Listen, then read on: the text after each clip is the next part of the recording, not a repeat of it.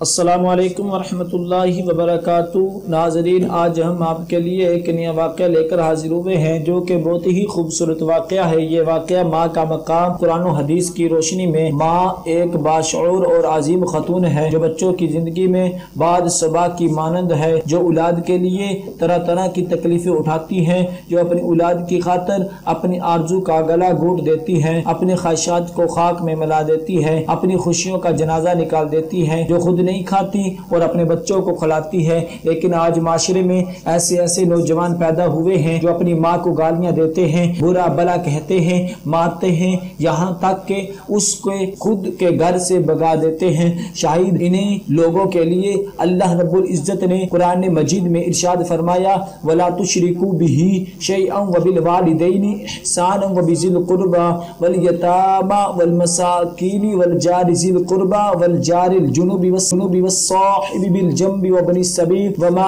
ملكت ايمانكم ان الله لا يحب من كان مختالا فخورا۔ اس آیات کریمہ میں اللہ رب العزت نے سب سے اہم فریضہ والدین کے ساتھ حسن سلوک کا حکم دیا ہے، پھر خویش و قارب ہے۔ دوسری جگہ ارشاد بانی ہے، وبالوالدین احسانا فإما يبلغن عندك الكبر احدهما او كلاهما فلا تقل لهما اف ولا تنهرهما۔ اپنے والدین کے ساتھ حسن سلوک کا معاملہ کرو، انہیں بلا برا مت کہو، یہاں تک کہ اف تک نہ کہو، انہیں مت جھڑکو بلکہ نرمی کے ساتھ پیش آؤ، ادب و احترام سے کلام کرو۔ محترم قارئین، آپ کے ذہن میں یہ سوال ابھرے گا کہ آخر ایسا کیوں کر رہے، وہ بھی تو انسان ہے، مگر اتنی تاکید کیوں دی جا رہی ہے کہ تم اسے اف تک نہ کہو؟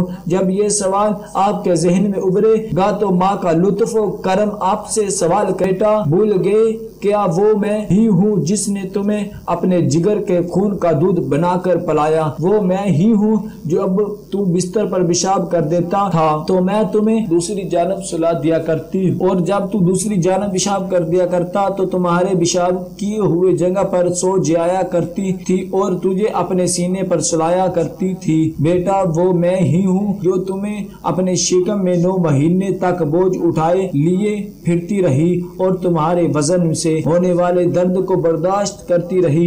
اپنے ماں سے جھوٹی محبت کرنے والوں، اپنے گریبان میں جا کر دیکھو کہ آج ہمارے سینوں میں اپنی ماں کے لیے کتنی محبت ہے۔ انہوں نے گلشن قلب میں کتنے پھول کھلائے ہیں، پھر بھی ان کے احسانات، شفقتوں اور محبتوں کے بدلے میں ہم ان کے ساتھ کیا سلوک کرتے ہیں؟ ہم میں سے اکثر و بیشتر لوگ اپنے والدین کی نافرمانی کرتے اور انہیں تکلیف دیتے ہیں۔ اپنے والدین کی محبت کے لگائے ہوئے چمن کو، پھولوں کو قدموں سے مسل دیتے ہیں، پھر بھی ایک ماں اپنے بیٹے کو کبھی بد دعا نہیں دیتی۔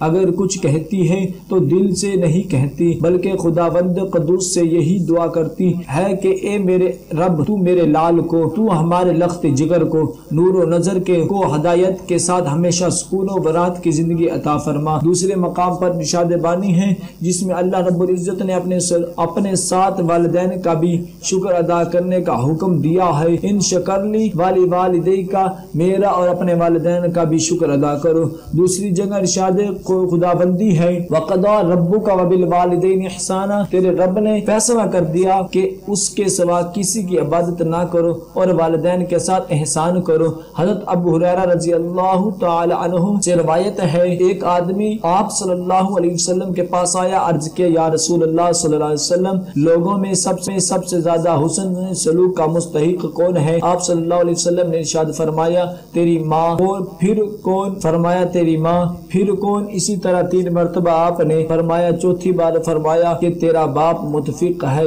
یہاں پر غور کرنے کی بات ہے کہ آپ صلی اللہ علیہ وسلم نے ماں کا مرتبہ باپ سے 3 گنا زیادہ فرمایا ہے، کیونکہ ماں ہی ایک ایسی ہستی ہے جس کے پیروں تلے جنت ہے۔ آج ہم اس ماں کو، جس کو اللہ کے رسول صلی اللہ علیہ وسلم نے باپ کے مد مقابل 3 گنا زیادہ مرتبہ دیا ہے، اس کو گالی دیتے ہیں اور مار پیٹ کر گھر سے بگا دیتے ہیں۔ اے نافرمان اولاد، لعنت ہو تم پر کہ تم نے ماں کو اس کے خود کے گھر سے بگا دیا۔ دوسری جگہ حضور اقدس صلی اللہ علیہ وسلم نے ارشاد فرماتے ہیں، اس کی ناپاک مٹی ہو، اس کی ناپاک مٹی ہو، اس کی ناپاک مٹی ہو، جو اپنی ماں کو بڑھاپے میں پائے اور جنت میں داخل نہ ہو۔ والدین کے ساتھ بدسلوکی کرنے والوں آگاہ ہو جاؤ کہ کلمہ شہادت پڑھنا نصیب نہ ہوگا۔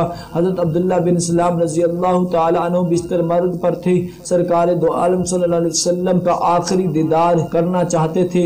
آپ صلی اللہ علیہ وسلم نے عبداللہ کے سرہانے جا کر فرمایا، اے عبداللہ پڑھ اشہد ان لا الہ الا اللہ، مگر وہ نہیں پڑھ سکے۔ آپ صلی اللہ علیہ وسلم نے اسی طرح 3 مرتبہ پڑھنے کا فرمایا مگر وہ نہ پڑھ سکے۔ آپ صلی اللہ علیہ وسلم نے ان کی بیوی سے پوچھا کہ دنیا میں ان کے اعمال کیسے تھے اور ان کا مشغلہ کیا تھا؟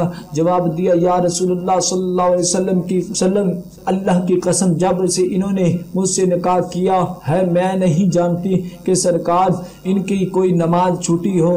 ہاں ان کی ماں ان سے ناراض ہے۔ آپ نے ان کی والدہ کو طلب فرمایا، اے ضعیفہ اگر تم اپنے بیٹے کو معاف کر دو گی تو تمہارا حق میرے ذمہ ہے۔ اس ضعیفہ نے عرض کی، یا رسول اللہ آپ اور آپ کے صحابہ گواہ ہیں کہ میں نے اسے معاف کر دیا۔ اس کے بعد آپ صلی اللہ علیہ وسلم حضرت عبداللہ سے کلمہ شہادت پڑھواتے ہیں اور پڑھنے کے ساتھ ان کی روح بھی پرواز کر جاتی ہے۔ جب ان کی نماز جنازہ اور دفن سے فارغ ہوئے تو رسول کریم صلی اللہ علیہ وسلم نے ارشاد فرمایا، اے لوگو آگاہ ہو جاؤ، جو شخص اپنی والدہ کے ساتھ اچھا سلوک نہ کرے اسے دنیا سے کوچ کرتے وقت کلمہ شہادت پڑھنا نصیب نہ ہوگا۔ کیا ہم جنت نہیں چاہتے؟ جنت تو ماں کے قدموں تلے ہے۔ اگر ہم جنت چاہتے ہیں تو جس طرح ماں نے کو بچپن میں پالا تھا اسی طرح آپ بھی ان کی خدمت کیجیے۔ دعا ہے کہ اللہ تبارک و تعالی ہم سب کو ان کلمات پر عمل کرنے کی توفیق عطا فرمائے۔ صدق اللہ۔